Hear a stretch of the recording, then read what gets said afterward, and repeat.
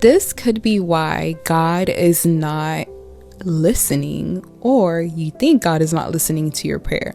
Personal story. I remember one day my friend and we were talking about our journey with God, and we were just sharing our season. And I felt down, and she told me to pray.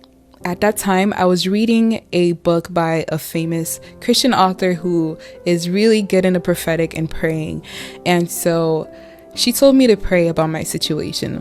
What did I do? I began to quote these prayers that this author had in their book and prophesying and saying it and all of these things. And at the end of my prayer, she looked at me. She said, "Marie, what are you doing?" I said, "What do you mean? I prayed." And she said, "You are just saying repeated stuff that has nothing to do with what you're actually going through in this season. And so if you want to connect with God, you need to be honest and tell him how you actually feel." And at that time, I was going through a period of feeling rejected by God.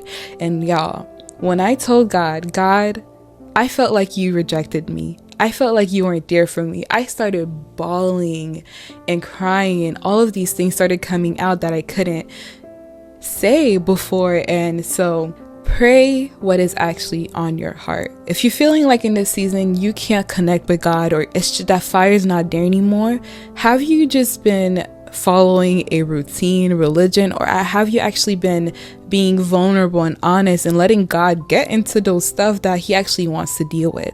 So I pray that in the next prayer that you pray, even if it's right now, be honest with God and tell him the truth about how you are actually feeling, so that he may respond based on how you actually really feel and how he sees the situation.